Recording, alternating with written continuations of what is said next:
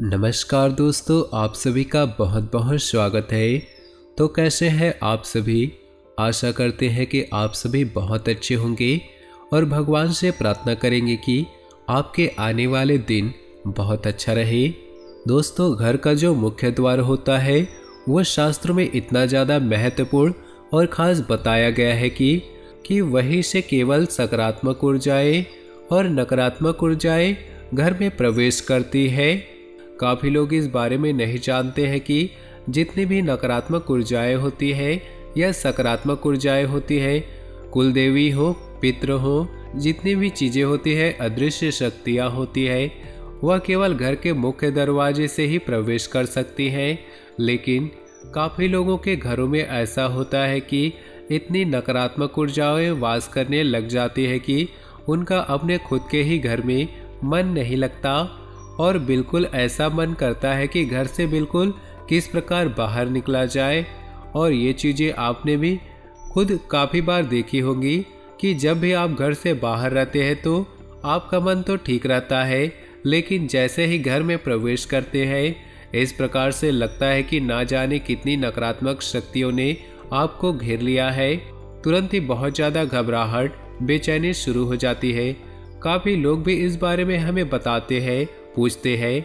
आपको बता दें कि जब भी इस प्रकार होता है कि घर में नकारात्मक ऊर्जाएं वास करती है तो आप समझ जाइए कि उन दिनों में आपका कोई भी कार्य बनने वाला नहीं है। जितने भी कार्य आप करेंगे उन सभी कार्यों में बिल्कुल ही निराशा हाथ लगने वाली है, क्योंकि जितनी भी शुभ लाभ, सुख, समृद्धि, धन की चीज़ें होती है वे वहीं पर आकर्षित होती है जहाँ पर सुख वास करता है। यानी कि सकारात्मक ऊर्जाएं जहाँ पर वास करती है केवल वहीं पर सुख बरसता है, नहीं तो नकारात्मक ऊर्जाएं केवल दुख को ही आकर्षित करती है। तो दोस्तों, आज की इस वीडियो में हम कुछ ऐसी खास जानकारी के बारे में बताएंगे जो बेहद खास और महत्वपूर्ण है। तो सभी बातों को बिल्कुल ही ध्यान से देखकर समझकर देखें, जिससे जानकारी का लाभ आप उठा सके। उससे पहले आप भगवान शिव को नमस्कार कर ले। वीडियो को लाइक करके कमेंट बॉक्स में ओम नमः शिवाय लिखकर संपूर्ण ब्रह्मांड के गुरु केवल भगवान शिव को बताया गया है। अब आपको ये भी बता दें कि काफ़ी घरों में ऐसा होता है कि पितरों के कारण भी कष्ट होते हैं, क्योंकि पितर अगर प्रसन्न नहीं होते हैं, संतुष्ट नहीं होते हैं, तो ऐसे घर में लगातार ही संकट घेरे रहता है। कहीं न कहीं से परेशानी उत्पन्न होती रहती है। जितनी भी मेहनत घर के लोग करते हैं उन्हें उनके मेहनत का लाभ नहीं मिल पाता है। इसीलिए कहा जाता है कि पितरों का साथ होना बेहद ही आवश्यक है। जिस भी व्यक्ति पर पितरों का साथ होता है ऐसा व्यक्ति कभी भी निराशा को अपने जीवन में नहीं देखता है। चाहे उसके जीवन में कितना भी कष्ट हो तो पितर उनके सभी संकट को ढाल की तरह अपने ऊपर ले लेते हैं। इतना ज़्यादा महत्वपूर्ण पितरों को बताया गया है। अब आपको ये भी बता दें, पितरों का जो स्थान होता है वो घर का मुख्य स्थान होता है। घर के मुख्य द्वार पर जो ऊपर का स्थान होता है वहीं पर पितृ और कुल देवी देवता वास करते हैं। जिस घर के पितृ स्ट्रांग नहीं होते हैं या फिर कुल देवी कुल देवता स्ट्रांग नहीं होते हैं तो उस घर में हमेशा ही नकारात्मक ऊर्जाएं वास करती है। और जहाँ पर नकारात्मक ऊर्जाएं वास करती है वहाँ पर घर के सभी लोगों में आपस में इस तरह से लड़ाई होती है, इस तरह से युद्ध होता है कि जैसे पता नहीं कितने बड़े दुश्मन हो। तो आपको ये भी बता दें, ये सभी चीज़ें केवल नकारात्मक ऊर्जाओं के कारण होती है। अगर घर में सकारात्मक ऊर्जाएं हो तो वहाँ के सभी लोग समझदार हो जाते हैं, शांत हो जाते हैं, संतुष्ट हो जाते हैं।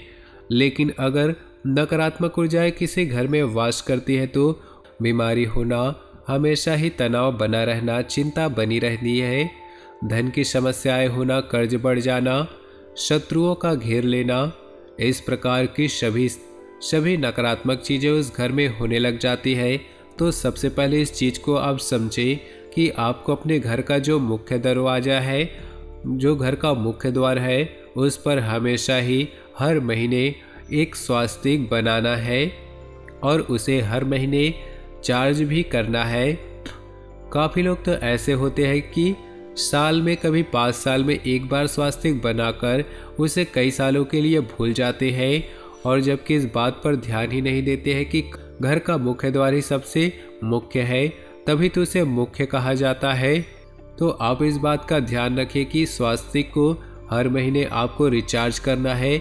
स्वास्तिक के बड़े ही ज़्यादा लाभ होते हैं, और इसकी जितनी भी डंडियाँ होती है, जो इसके लेग्स होते हैं, इसमें जो स्पेस होते हैं, ये सभी चीज़ें तंत्र को दर्शाती है। स्वास्तिक एक प्रकार से यंत्र होता है जो सुख को आकर्षित करता है, यानी कि आपके जीवन में सुख, समृद्धि, धन, यश, वैभव सभी चीज़ों को आकर्षित करने के लिए ही एक यंत्र होता है। इस बात का भी ध्यान रखा करें कि अगर आपके घर में धन की समस्याएं हैं तो केवल हल्दी से ही स्वास्तिक को बनाना है, और यदि आपके घर में शत्रुओं की समस्याएं हैं तो, या फिर बच्चे आपको कहना नहीं मानते हैं, धन की समस्याएं भी होती रहती है, तो आपको अष्टगंध का इस्तेमाल करना है, या फिर सिंदूर में चंदन मिलाकर भी घर का स्वास्तिक घर के मुख्य द्वार पर बनाया जा सकता है। इससे बहुत ही ज़्यादा लाभ मिलता है। यह गुप्त विधि है कि सिंदूर में आपको चंदन मिलाकर ही स्वास्तिक को बनाना है। इससे पितृ प्रसन्न होते हैं, कुल देवी का, कुल देवताओं का साथ बना रहता है, और उस घर में नकारात्मक ऊर्जाएं बिल्कुल ही प्रवेश नहीं कर पाती। जिस घर में हर महीने स्वास्तिक चार्ज भी होता रहता है तो वहाँ पर नकारात्मक ऊर्जाएं प्रवेश नहीं कर पाती। अब दूसरी चीज़ ये आपको ध्यान में रखनी है कि घर का जो मुखिया है और घर के मुखिया का जो डेट ऑफ बर्थ है, उसी का भाग्यांक निकाल कर आपको अपने घर के मुख्य द्वार पर अपने घर के अंदर की ओर लिख लेना है। और जब भी आप घर से बाहर निकलते हैं या बाहर से घर में आते हैं तो बस उस अंक को रोजाना छूना शुरू करना है। बस इतना करने से आपको उस अंक से इतना लाभ जीवन में बढ़ जाता है। जैसे आपके जीवन में धन की समस्याएं हैं, शत्रुओं ने आपको घेर के रखा है, तो अपने भाग्यांक को रोज छूने मात्र से आपको उस अंक से इतनी शक्तियाँ प्राप्त होती है, जो जीवन के सारे कष्ट है वो समाप्त हो जाते हैं। अब आपको ये करना किस प्रकार से है ये भी जान लीजिए। अपने जन्म तिथि को, मंथ को, डेट को और ईयर को, तीनों चीज़ों को एक साथ कैलकुलेटर में प्लस कर लेना है। 4 अंकों का डिजिट निकलेगा और चारों अंकों को अलग अलग करके प्लस कर देना है।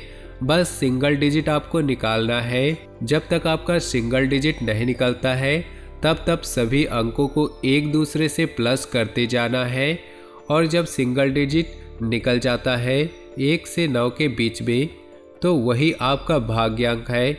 इस अंक को अपने घर के मुख्य द्वार पर इस प्रकार से लिख ले कि घर से बाहर जाते ही से छुए, और जब बाहर से अंदर आए तो भी इसे रोज छूना है। आप घर के जो लोग और भी लोग हैं अपने लिए भी करना चाहते हैं तो अपने अलग अलग कमरे में या किसी भी दीवार पर, किसी भी कागज पर लाल पेन से या फिर लाल स्केच पेन से अपने भाग्यांक को लिख सकते हैं, या फिर जहाँ पर आप सोते हैं बस वहीं पर छोटा सा आप अपना भाग्यांक लिख करके रख ले और उसको छूना शुरू कर दे। सिर्फ इतना करने मात्र से नसीब बहुत ज़्यादा बलवान बनता है। और अगर आप अपने भाग्यांक के संपर्क में रहते हैं, सराउंडिंग को अपने भाग्यांक के अनुसार बनाते हैं, तो जीवन में सफलताएं फिर निश्चित ही आती है। अब आप ये देखें कि ये भाग्यांक केवल एक डिजिट या नंबर या फिर कोई अंक नहीं है, बल्कि ये चीज़ें आपके ग्रह को, आपके अदृश्य शक्तियों को दर्शाती है।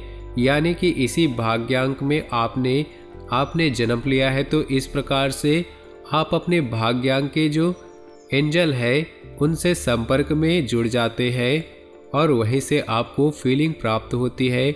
आपको ये भी बता दें कि जितने भी अदृश्य शक्तियाँ होती है, जितनी भी सकारात्मक शक्तियाँ होती है, वो एक प्रकार से एंजल ही कहे जाते हैं। वो इतने ज़्यादा अच्छे होते हैं कि केवल आपका मदद करना चाहते हैं। अगर आप किसी भी तरह से उनसे संपर्क बनाना चाहते हैं, जानना, वे निश्चित ही आपके कार्य को करते हैं। बल्कि सकारात्मक ऊर्जाओं का कार्य केवल इतना ही है कि वे उस व्यक्ति की मदद करें जो केवल दुख में होता है, परेशानी में होता है, या जो भी व्यक्ति जिस भी व्यक्ति के जीवन में संकट हो, तो अगर वह उन अदृश्य शक्तियों से संपर्क बना लेता है तो निश्चित ही सहायता की प्राप्ति होती है।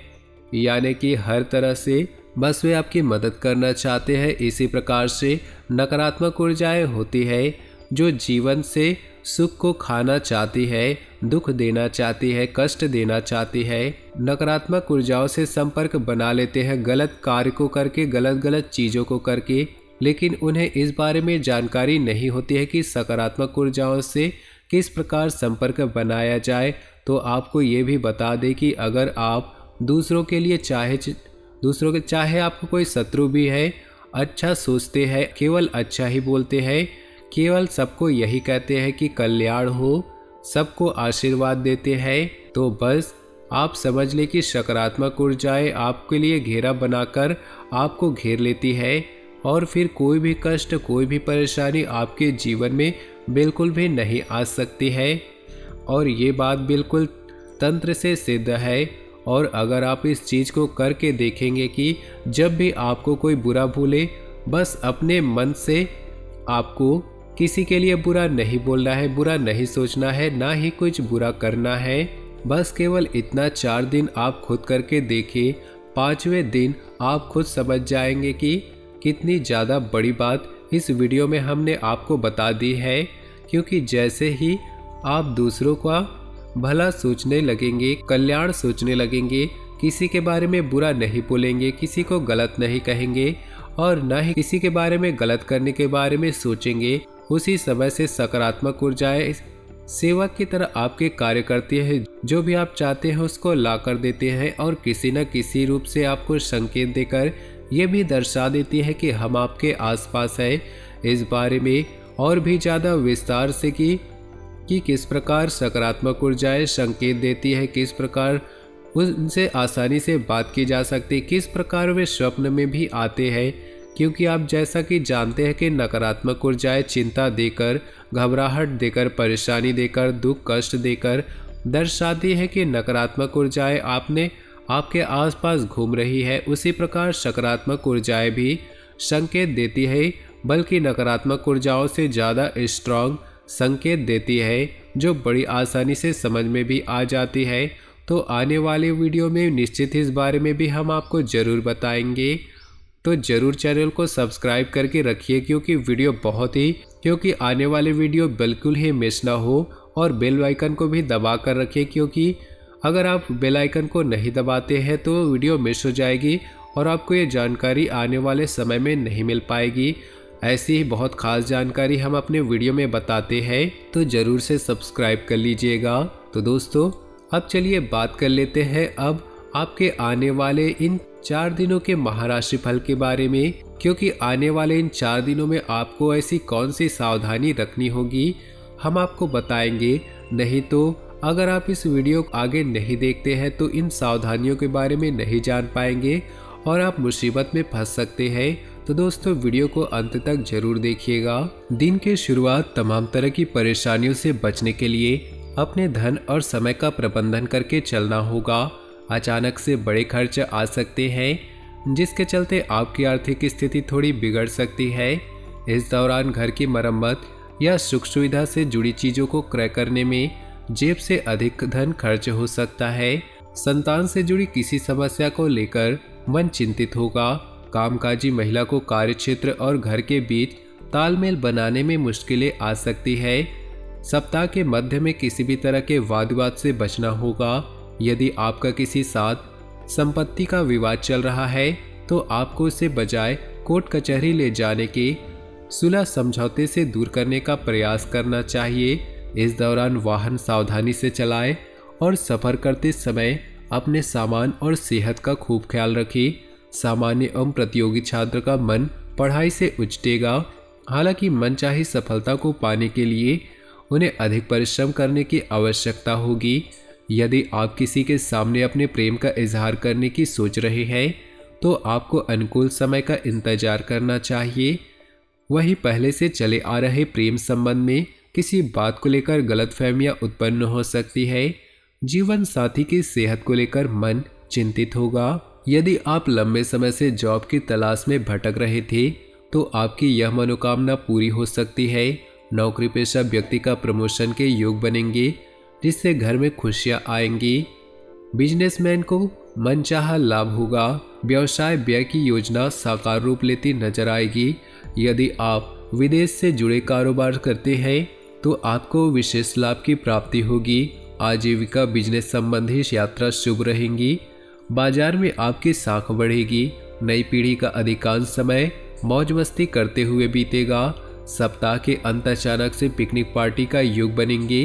पैतृक संपत्ति से जुड़े विवाद दूर होंगे। सामान्य एवं प्रतियोगी परीक्षा की तैयारी में जुटे छात्र को कोई शुभ सूचना की प्राप्ति हो सकती है। विपरीत लिंग के प्रति आकर्षण बढ़ेगा। किसी के साथ हाल फिलहाल में हुई मित्रता प्रेम संबंध में बदल सकती है। वहीं पहले से चले आ रहे प्रेम संबंध प्रगाढ़ होंगे। यदि आप किसी बात को लेकर आपके रिश्ता लव पार्टनर के साथ खराब हो गए तो गलतफहमियां दूर होंगी और आपकी प्रेममय जीवन एक बार फिर पटरी पर आ जाएगी। परिवार से जुड़ा कोई बड़ा निर्णय लेते समय माता पिता का पूरा सहयोग प्राप्त होगा। तो दोस्तों, अपने जीवन में खुशियां बनाए रखने के लिए वीडियो को लाइक कर दें और नीचे दिए कमेंट बॉक्स में सच्चे श्रद्धा भाव से ओम नमः शिवाय जरूर लिख दें।